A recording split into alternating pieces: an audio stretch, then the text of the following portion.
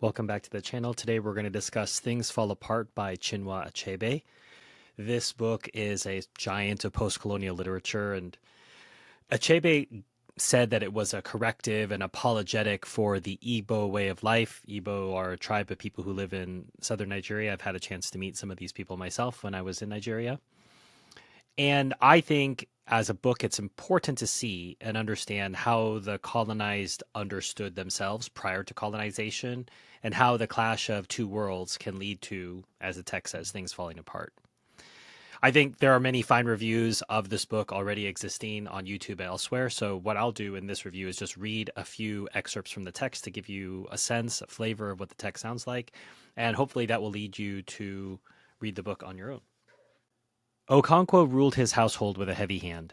His wives, especially the youngest, lived in perpetual fear of his fiery temper, and so did his little children.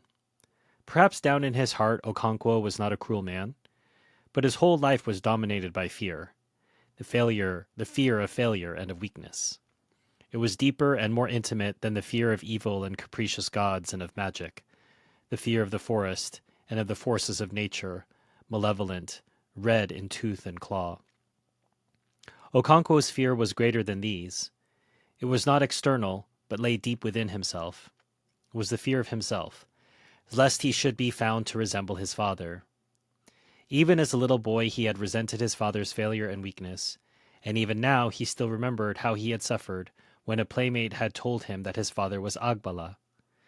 That was how Okonkwo first came to know that Agbala was not only another name for a woman, it could also mean a man who had taken no title.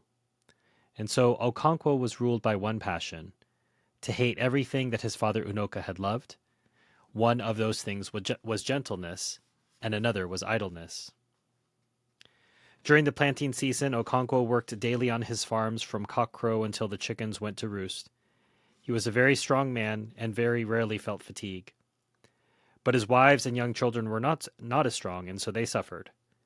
But they dared not complain openly. Okonkwo's first son, Nwoye, was then 12 years old, but was already causing his father great anxiety for his incipient laziness.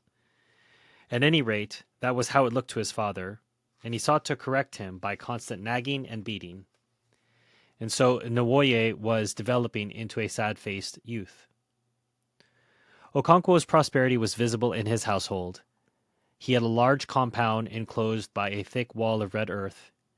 His own hut, or obi, stood immediately behind the only gate in the red walls.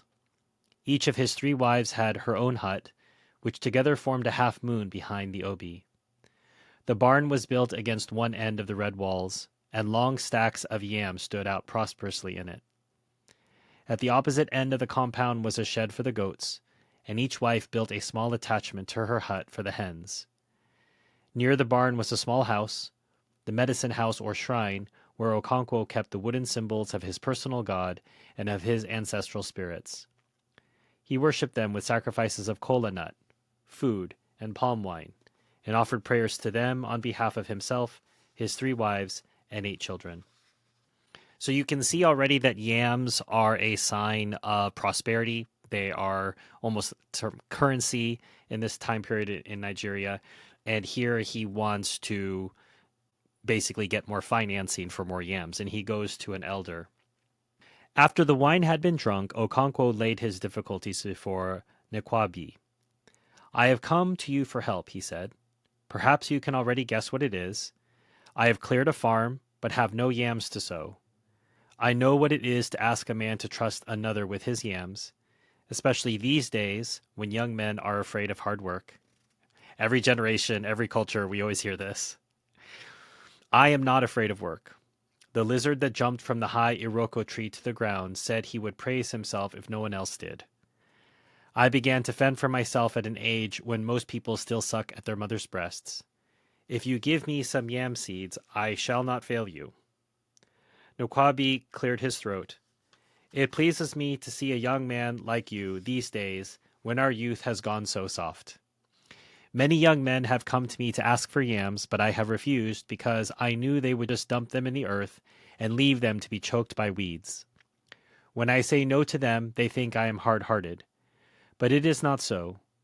Eneke the bird says that since men have learned to shoot without missing, he has learned to fly without perching. I have learned to be stingy with my yams, but I can trust you. I know it as I look at you.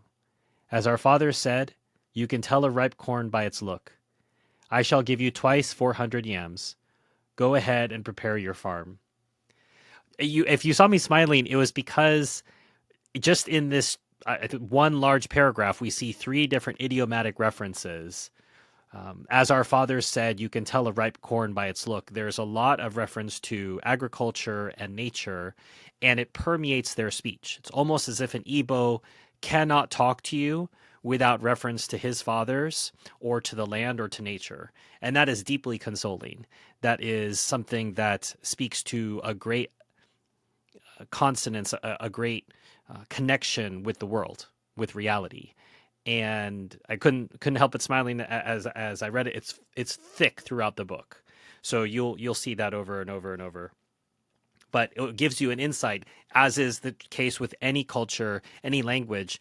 The idioms, the proverbs that they use tell you very deep lessons about those people and what they care about and what they think about. So well worth reading, if only to read for the idioms. If you're enjoying this, consider hitting like, subscribe, hype. It's a free way for you to support this channel and get it out to more people who might enjoy it as well. As the men drank, they talked about everything except the thing for which they had gathered.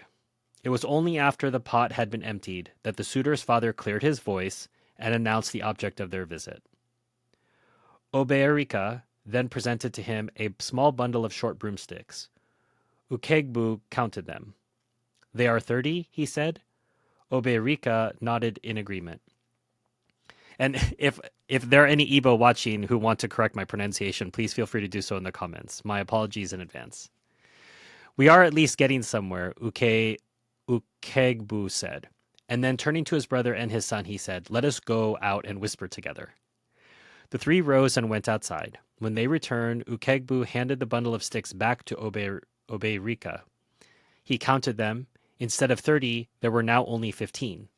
He passed them over to his eldest brother, Machi, who also counted them and said, we had not thought to go below 30, but as the dog said, if I fall down for you and you fall down for me, it is play. Marriage should be a play and not a fight, so we are falling down again. He then added 10 sticks to the 15 and gave the bundle to Okegbu. In this way, Akuke's bride price was finally settled at 20 bags of cowries.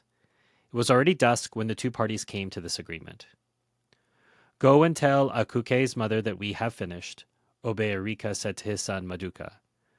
Almost immediately, the women came in with a big bowl of fufu. Obeerika's second wife followed with a pot of soup, and Maduka brought in a pot of palm wine. As the men ate and drank palm wine, they talked about the customs of their neighbors. It was only this morning, said Obeerika, that Okonkwo and I were talking about Abame and Aninta, where titled men climb trees and pound fufu for their wives. All their customs are upside down. They do not decide bride price as we do, with sticks. They haggle and bargain as if they were buying a goat or a cow in the market. This is very bad, said Obeerika's eldest brother. But what is good in one place is bad in another place. In Umunso, they do not bargain at all, not even with broomsticks. The suitor just goes on bringing bags of cowries until his in-laws tell him to stop. It is a bad custom because it always leads to a quarrel. So here you can see, even within the culture, a wide accepted culture, there are disagreements within villages about customs. And it just shows you that those customs are organic, they make sense for those people. And that goes back to the Catholic teaching of subsidiarity, that things should be settled at the smallest possible level rather than dictated to from above. And that way it will be more, not only easily accepted by people, but it will be more likely to be observed. The world is large, said Okonkwo. I have even heard that in some tribes, a man's children belong to his wife and her family. That cannot be, said Machi. You might as well say that the woman lies on top of the man when they are making the children. It is like the story of white men who, they say, are white like this piece of chalk, said Obeerika. He held up a piece of chalk, which every man kept in his obi, and with which his guests drew lines on the floor before they ate kola nuts. And these white men, they say, have no toes. And have you ever seen them? And have you never seen them? Asked Machi. Have you? Asked Obearika. One of them passes here frequently, said Machi. His name is Amadi. Those who knew Amadi laughed. He was a leper, and the polite name for leprosy was the white skin. And yet, too, what does that mean in terms of persistence of how things are observed in a culture? The albinos in Nigeria are called, or at least in southern Nigeria, I can't speak for northern Nigeria, I haven't been there, but in southern Nigeria, they're called unfortunate Europeans. So they have this look of Europeans, but they don't have the prosperity of Europeans. Why is Okonkwo with us today? This is not his clan. We are only his mother's kinsmen. He does not belong here. He is an exile, condemned for 7 years to live in a strange land. So you can tell in the story something has happened to Okonkwo and he's having to expiate. And so he is bowed with grief. But there is just one question I would like to ask him. Can you tell me, Okonkwo, why it is that one of the commonest names we give our children is Neneka, or Mother is Supreme? We all know that a man is the head of the family and his wives do his bidding. A child belongs to its father and his family and not to its mother and her family. A man belongs to his fatherland and not to his motherland. And yet we say, Neneka, Mother is Supreme. Why is that? There was silence. I want Okonkwo to answer me, said Uchendu. I do not know the answer, Okonkwo replied. You do not know the answer? So you see that you are a child. You have many wives and many children, more children than I have. You are a great man in your clan, but you are still a child, my child. Listen to me, and I shall tell you. But there is one more question I shall ask you. Why is it that when a woman dies, she is taken home to be buried with her own kinsmen? She is not buried with her husband's kinsmen. Why is that? Your mother was brought home to me and buried with my people. Why was that? Okonkwo shook his head. He does not know that either, said Uchendu, and yet he is full of sorrow because he has come to live in his motherland for a few years. He laughed a mirthless laughter and turned to his sons and daughters. What about you? Can you answer my question? They all shook their heads. Then listen to me, he said, and cleared his throat. It's true that a child belongs to its father, but when a father beats his child, it seeks sympathy in its mother's hut. A man belongs to his fatherland when things are good and life is sweet. But when there is sorrow and bitterness, he finds refuge in his motherland. I just want to pause there for a moment to just think about that idea of motherland and fatherland tied to your tribe, tied to where your father came from and where your mother came from. It's extraordinary, that sense of connective tissue and that sense of heritage and ancestry. Your mother is there to protect you. She is buried there. And that is why we say that Mother is supreme. Is it right that you, Okonkwo, should bring to your mother a heavy face and refuse to be comforted? Be careful, or you may displease the dead. Your duty is to comfort your wives and children and take them back to your fatherland after 7 years. But if you allow sorrow to weigh you down and kill you, they will all die in exile. He paused for a long while. These are now your kinsmen. He waved at his sons and daughters. You think you are the greatest sufferer in the world?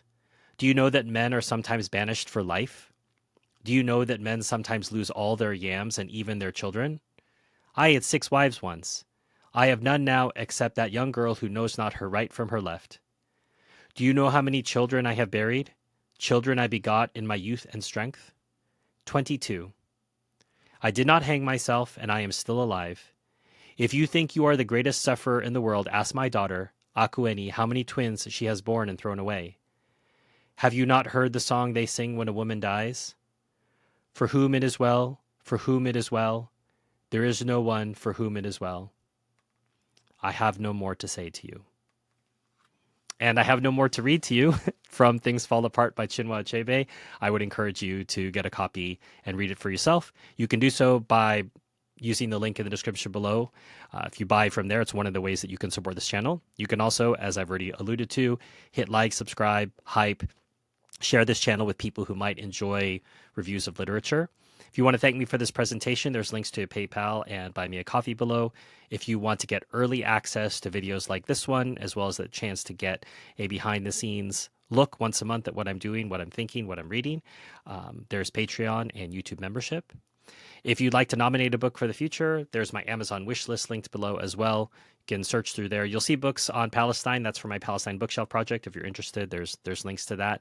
But any other books that are not Palestine related are for this channel. If you buy the book, send it my way. I will do my best to review it in a timely manner. Until next time, enjoy your reading.